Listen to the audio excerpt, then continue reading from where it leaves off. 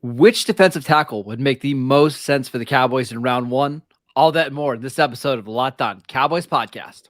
You are Locked On Cowboys, your Locked daily Dallas Cowboys podcast. Part of the Locked On Podcast Network, your team every day. Locked on Cowboys. Locked on Cowboys. Welcome back to the Locked On Cowboys podcast, part of the Locked On Podcast Network, your team every day. We'd like to thank you for making us your first listen of the day. I am your host, Marcus Mosher. You can follow me on Twitter at Marcus_Mosher. Joining me, as always, is Landon McCool. Check him out on Twitter at McCoolBCB. Landon, we are talking some draft prospects today, specifically round one defensive tackles. How you doing today, sir? I'm doing well. You know, it's funny. Like we talked about all the trades that have happened this week, and we had a little bit more movement in free agency. It feels like the Cowboys have kind of funneled themselves into the spot where there only is like one or two kind of glaring, obvious spots where you feel like they need to add talent. And so now, after kind of seeing some of these moves, drafting a defensive tackle in the first round seems a lot more palatable than it was maybe even 2 weeks ago. So I'm certainly was interested to dive into these guys, and I'm certainly interested to talk about their fit for the Cowboys. All right, let's get into some of these names. We're going to assume Jalen Carter, despite the fall, is going to be off the board. I don't know if the Cowboys are all that interested in Kalijah Cansey, the 6 foot, 281-pound defensive tackle. Let's start with maybe the biggest name on this list. It's Bryan Breese from Clemson, 5-star recruit coming out of high school. Long, athletic. What did you think of his tape? Yeah, not only a 5-star recruit coming out of high school, he was the number one recruit coming out of, I think, the 2018 draft class. And some even have ranked him in the top 20 high school prospects of all time. And one of the things I looked at, he's a guy who, let's just talk a little. We don't usually talk about these guys in high school a lot, but this guy had kind of a astounding career. He was the number one overall prospect, like I mentioned. He came out of Maryland, in kind of an area of Maryland where his competition was not, it's not Texas high school football, it's not California, awesome. It's not Georgia, it's not Alabama. So the competition was a little bit low. He got tons and tons of offers, ended up at Clemson, and had a very kind of up and down career, right? He obviously dealt with some off-field stuff with I think his sister got sick with cancer, if I'm not mistaken. I think that's what happened. Yep. And that which kind of pulled him away from the game a little bit. I will say that just kind of looking at his career before we get into the tape, he was a 3-year like regular player on that defensive line. But he was heavily rotated. I think he only saw something like 1,000 snaps in a 3-year career, which isn't a ton, right? Yep. He's got a very unusual body type, right? Where he has very unusual height. He's almost 6'6", but he has very short arms. He has like, yes. I mean, for a guy who's 6'6", they're 32.5-inch arms. He's very explosive on the get off. He can play defensive end with that sort of ability to explode off the ball. You kind of saw a little bit of that. He moved in and out a little bit. You saw him take some snaps as a 3 technique. You saw him a little bit as a 5, but I mean, he could even kind of do some stuff as a 7. He's just big, explosive and can get moving.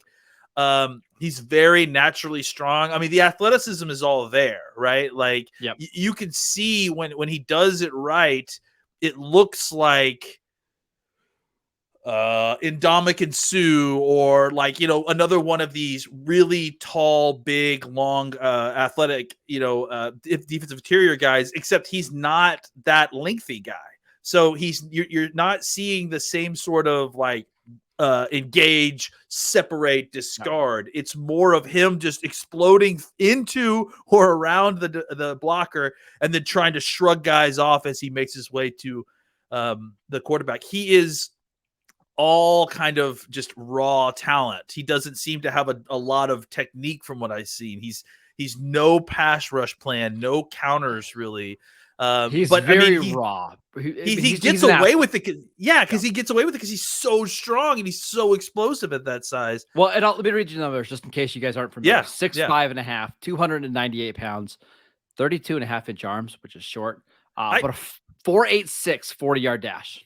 I tried to go back, when I started looking at his measurables, I tried to go back and see some guys who are comparative to him, like at that height and that kind of length. And there just aren't a ton of guys who are taller than 6'5", who have only 32-inch arms. So, I could see, we talked about, John Henderson or we talked about Ndamukong Suh. There are other guys who play at that height who have that kind of play style that you see Bryan Breese kind of, or is it Breese? I haven't actually heard him say Breese. You see Breese kind of like, employ, but he doesn't have any kind of consistency. He doesn't have the arm length that we mentioned, so that he doesn't have that aspect where he can, kind of arm out guys and then long arm around. He's just like a tall Tasmanian devil that gets thrown at offensive line, and you hope that he can do something. But I got a size comp. Let's hear it. Comp. Taven Bryan, who was a guy that the Cowboys looked at in the 2018 draft, 6'5", 291, 32.5-inch arms. Yeah, and that's, not a great comparison. I mean, like as far as like potential outcomes for first round pick or high round picks. I'm not really comparing the play styles, just athleticism and lengthwise. Yes. Yeah, and that, I think that's the issue, right? Is that, like, to me, I could see getting an athlete guy and then hyping up the athleticism and, okay, let's work with this ball of clay, and I'm leaning more into those types of guys recently, because I feel like a lot of those guys have started to hit more and more, and the NFL is more open to working with those types of players. The problem I have here is that it's incomplete athleticism, like with the kind of shorter arms and his body style. Now I feel like he's an easy target for offensive linemen to hit, because he's so tall. He doesn't necessarily use his hands that well, so he doesn't keep his chest clean. He can't really separate guys out because of the length. He doesn't have a plan. He doesn't have like advanced technique. So I like him because I think he's an athlete, and I think he can, he's bursty inside. And I can see the upside there, but I feel like, I put down, where does he win? He's an explosive interior pass rusher, obviously, but unanswered question can he make himself useful as he develops into a full-time NFL starter? And that's where I have questions, is how much are you going to be able to get of him early? I think if you line him up as like a 3 technique and just have him rushing there, I don't know if that's a great thing for him. But if you have him on a defense that slants a lot and does a lot of twists and stunts, that's where I see his best football. Like when he is awesome in the stunts, because he's so athletic and he plays hard.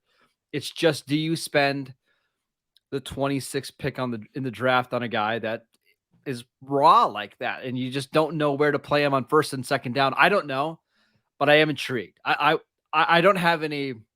A lot of people have been asking me on Twitter the last couple of days, what are my thoughts on him? And honestly, I don't know. I don't have him figured out at all. Yeah, I mean, I think it's one of those things where I have a hard time viewing this as a first-round prospect, because I need either or, right? Like, okay, you could be an elite technician with, kind of middling athleticism, and I could talk myself into you being a first-round pick if it's good enough.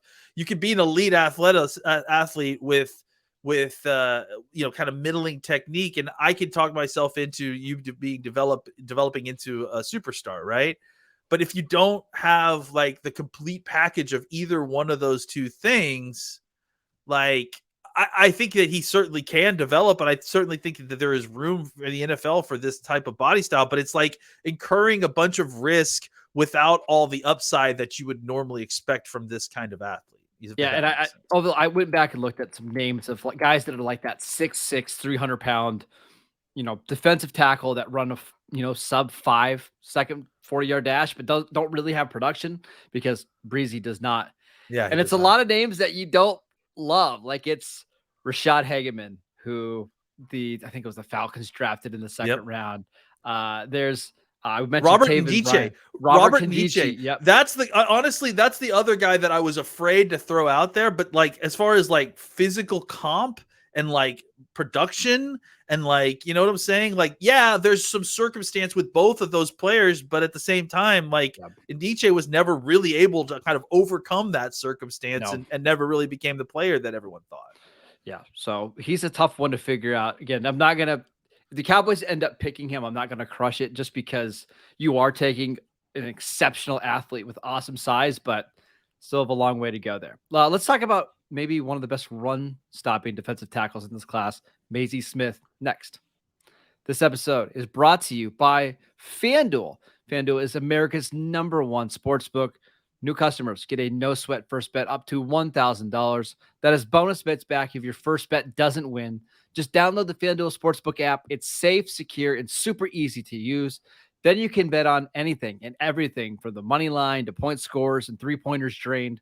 Plus, FanDuel even lets you combine your bets for a chance at a bigger payout with a same-game parlay. So don't miss a chance to get your no-sweat first bet up to $1,000 back in bonus bets when you go to FanDuel.com/lockedon. That is FanDuel.com/lockedon to learn more. Make every moment more with FanDuel, the official sports betting partner of the NBA. Landon, let's talk about Mazi Smith, who I saw today was mocked to the Cowboys in the first round by Daniel Jeremiah. What do you think about Mazi Smith and his fit with the Cowboys? He's a pretty good athlete, I guess. Number 1 on the freaks list. The dude is a total freak of nature. I put wears 323 pounds like it's absolutely nothing. His body is basically all muscle. Even his fat has got muscle. He is Planet Theory player to the degree, like the nth degree. Yep. He is at the top of Bruce Feldman's freak list. Yeah, I mean, if you've seen anything on this guy in any of the kind of testing numbers, I mean, it's absurdity. It's box jumps and torque power, and just Michigan has one of the most renowned strength and conditioning groups in all of college football, and this dude basically broke their weight room. He's just. I saw a story that I was listening. It was Andy Staples was talking about one of the chess machines that they had. The torque machine. They had to go and rebuild it because he was maxing it out with one arm. It maxes out at, I think is what. So what it is a machine that you take one handle like this and then one arm like this and then you twist. And what you're supposed to be doing is, if you watch offensive and defensive linemen, think Micah Parsons torquing McGlinchey in the playoffs where he just twisted him and threw him to the ground. This machine that they tested out at maxed out at 500 pounds, if I'm not mistaken. They had to go and get a machine that could do 800 pounds because this guy could do 400 pounds on each arm. Yeah. So like that's literally breaking the Michigan weight room in order to kind of compensate for what he needs to do. That shows up on tape. You see a guy that is strong, like crazy strong. They put two Penn State Big 12 offensive lineman on him, and he's not moving, and like I think the word that we're going to hear a lot with him in regards to whether he is going to be a big player in this league is going to be consistency. The question of whether he finds it or not will define his career trajectory as far as I'm concerned. You've got all the power and short area burst and quickness you could desire for a guy who's, we didn't even talk about, he's 6'2", 320 pounds plus. He's got 33 and 3/4, almost 34-inch arms. He's built in a lab to be a defensive nose tackle specifically. He can settle in versus anchors versus doubles. He's powerful in the lower body. His thighs and his calves look like, like somebody's waistline, basically. And when it looks right with him, when his pad level is low, when he uses his hands to keep his chest clean, he is impossible to move and he's very hard to block.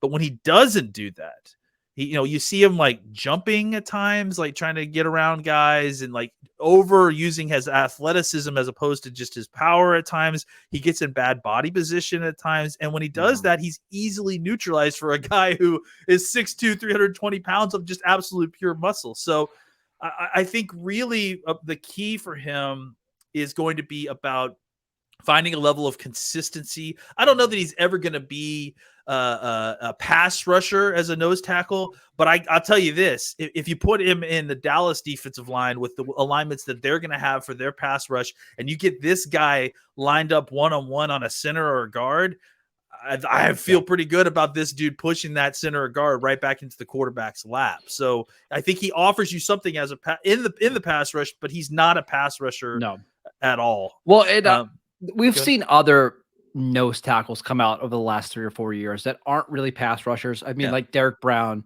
Dexter Lawrence, even Jordan Davis, but those guys all went inside the top 20 because I think there was at least a little bit of pass rushing upside. I'm just not sure how much Mazi Smith has. Yeah, I mean, I think honestly, I don't know how much he was asked to do it at Michigan, honestly. But beyond that too, like he's not like, swimming around a dude to quickly get into the backfield. Like you're not going to get that kind of quick interior pass rush that you're hoping for with a defensive tackle pass rusher, right? This is more of your traditional nose tackle. Yeah, right. Yeah, I think you could, in situations where they're throwing the football early in the downs, he can disrupt the pass game by pushing the pocket in, but it's going to be late in the snap. You're not going to get the kind of Aaron Donald, Jerome Hargrave, quick win, knock a pass down, knock the quarterback down before he gets the pass out sort of win.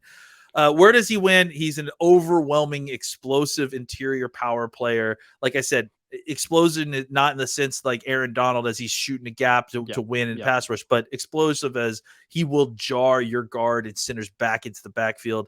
Unanswered questions is, will he find consistency? I think honestly, he's NFL strong and NFL athletic now. He's ready to play at that position in the NFL right now. The question is his technique ready on a consistency level to play down in, down out in the NFL? And then on top of that, assuming he's not ever really a big pass rusher, right? He's really your run stopper. Is that guy worth the 26th pick in the draft, right? Do you draft a run stopping nose tackle in round 1? I think for Dallas, you can make an argument you should, because that's been their biggest weakness forever, right? Like, and if you get that guy, all of a sudden he makes everybody else on the defense better. And the whole goal for Dallas is like, just get to 3rd and long. You get to 3rd and long, you're going to be just fine. I think Mazi Smith is going to help you, but he's also not going to be on the field when you get there. So it's a little bit of a trade-off. And we kind of historically know how the Cowboys treat this defensive tackle position, which makes me think he's not really going to be an option for them in round 1. Probably, maybe not. I do think that as much as we talk about nose tackles and their value, draft value, I think the other aspect that kind of works against that is that the planet theory and or supply and demand. Sure. I think that's the issue that we're going to start running into with some of these nose tackles now, is that there aren't a ton of these guys in the world that can do what they're being asked to do. I know it's not necessarily a positionally valuable trait. It's not a pass rushing defensive end. It's not a pass rushing defensive tackle, but I do think that having a guy who can play kind of 3 downs worth of nose tackle for you is rare. And so I think, for the Cowboys who are picking at 26, I would remind everyone, this is not a 1st round player that you're taking likely at 26 unless someone falls to you. So I think kind of taking that aspect out of the value equation, and all things being equal, you line these guys up with positional value cooked into their grade. And if he's still the top ranked player, despite the marks against him for his positional value, pull the trigger on him. I'm gonna ask you a question. Do you like him more than we like Travis Jones, the UConn defensive tackle last year? I think I like him similarly. Okay. I think he's more, it's interesting.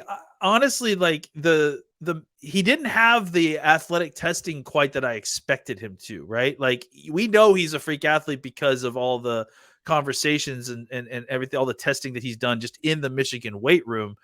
But he didn't blow things up quite the way that I expected to. Because he really didn't do a lot. All he did was the jumps.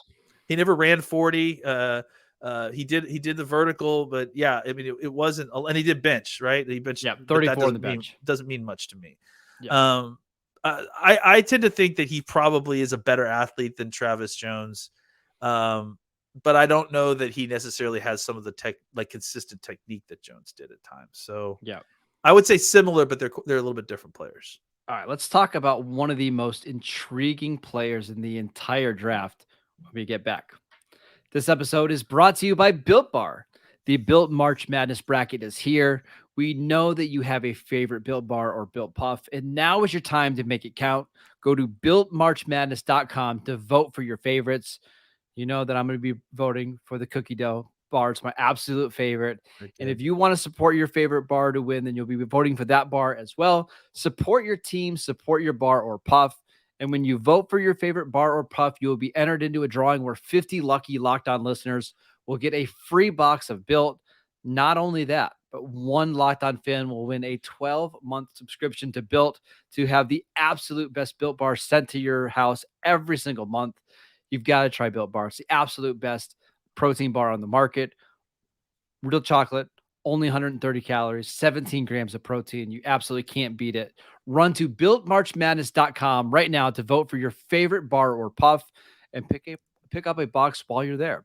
You can vote every day in March, so hop in and support your pick. All right, Landon, let's talk about Northwestern defensive tackle. I'm sure I'm going to mess this up, but it's Adetomiwa Adabarwe, who I saw today that Mel Kiper mocked to the Cowboys at pick number 26. What did you think of his tape when you watched it? Yeah, I've got Adetomiwa's phonetic name written down right here, just to There help you me. go. Yeah, we're gonna just from now on, we're just gonna call him AA or the kid from Northwestern. Yeah, I think he goes by Tommy too, which is extremely easy. helpful. Tommy. Yeah.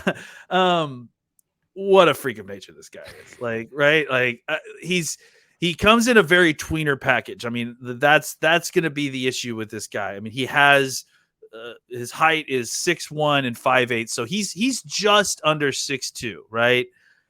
Which, you know, I think you can get away with a little bit more defensive tackle, but it's harder to get away with a defensive end. He's 282 pounds, which is heavy for a defensive end, but is light for a defensive tackle. But I think the difference between him and like a guy like Kalijah Cansey is that he has almost 34-inch arms. A little bit like the Oso Digizua thing, where you're 6'1", but you have really long arms and a long wingspan. Yeah, and honestly, I think Oso Digizua is a like I actually put Odigizua with a jetpack on. Like that's my kind of player comparison to him, right? You know, tweener body with fantastic athletic profile, short, undersized, but explosive with long arms. About 2/3 of his snaps were at 5 technique and outside.